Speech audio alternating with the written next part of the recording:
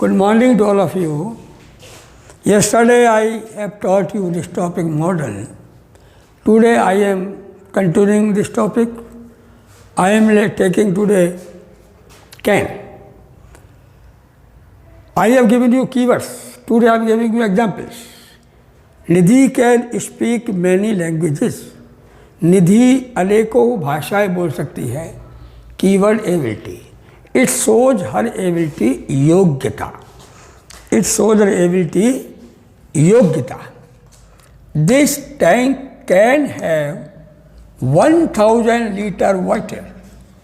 यह tank 1000 litre पानी रखने की क्षमता रखता है. In previous sentence can was used for showing ability. In this sentence, can is being used showing capacity. Now, Bolaram can climb up high hills. Bolaram ऊंची पहाड़ियों पर चढ़ सकता है. It shows his power.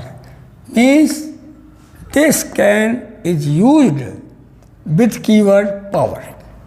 Sadhu can solve this puzzle. साधु इस चक्करदार पहेली को हल कर सकता है. इट शोज इज इंटेलिजेंस, बुद्धिमानी. आई कैन बेफूल यू, मैं तुम्हें बेवकूफ़ बना सकता हूँ. इट शोज बाई क्लेवरनेस, चतुराई, चतुराई. तो these are 5 examples of can. Revise the sentences, understand well so that you may pick up well. Now next की modal should. Keywords moral duty, नैतिक दायित्व, एडवाइस सलाह, सजेशन सुझाव, लेस्ट कहीं ऐसा न हो.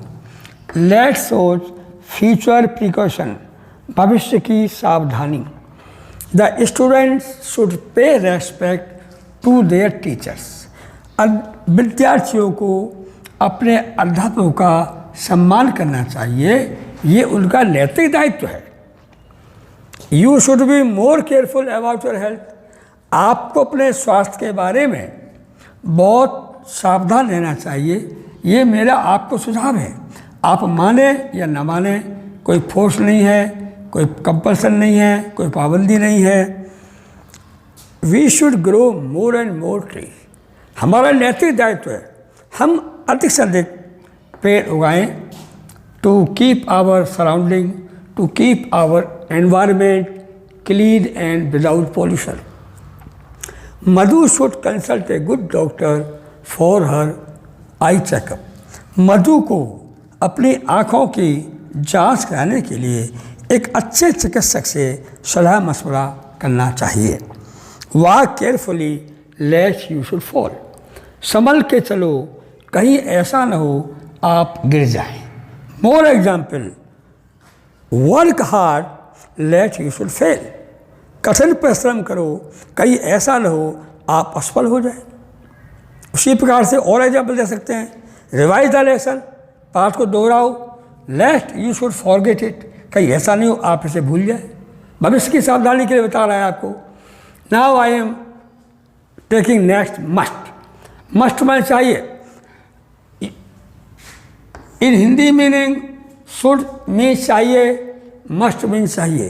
But there is difference between their usage. उनके वाक्य प्रयोग में अंतर है. यद्यपि दोनों का मतलब चाहिए है, लेकिन उनका जो वाक्य प्रयोग है, उनके जो कीवर्ड्स है, उनमें अंतर है.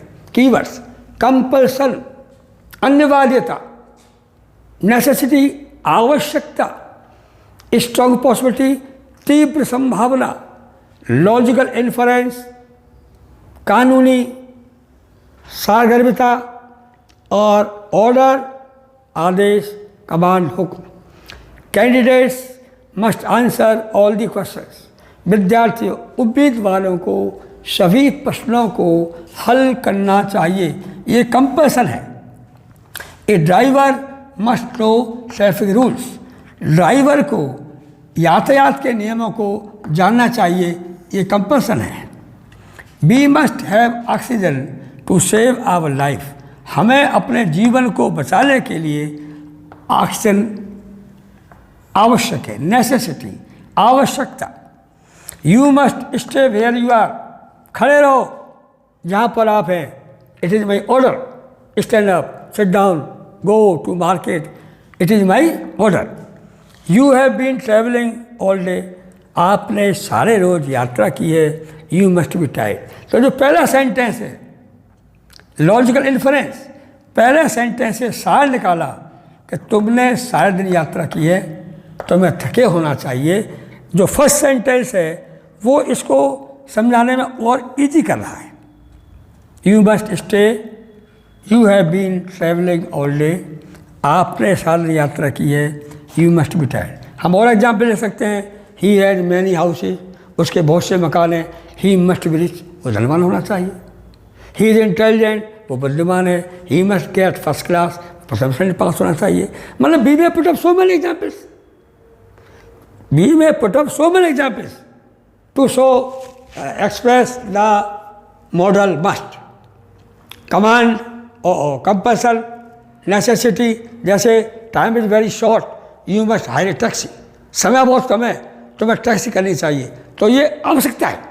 Time is very short, you must hire a taxi to reach the hospital immediately, तुम्हें अस्पताल पहुँचने के लिए टैक्सी करनी चाहिए। तो ये उस समय की अर्जेंसी है, आवश्यकता है, इसलिए आपको टैक्सी करनी चाहिए। तो ये कीवर्ड की इसीलिए होते हैं, सेंटेंस की सहायता से कीवर्ड क्लियर हो जाता है। तो आज मैंने आपको today can examples, should keyword and examples, must keywords and examples. I hope you will revise my lecture to understand it well, or revise my lecture again and again so that you may understand it well. Thank you for your keeping patience.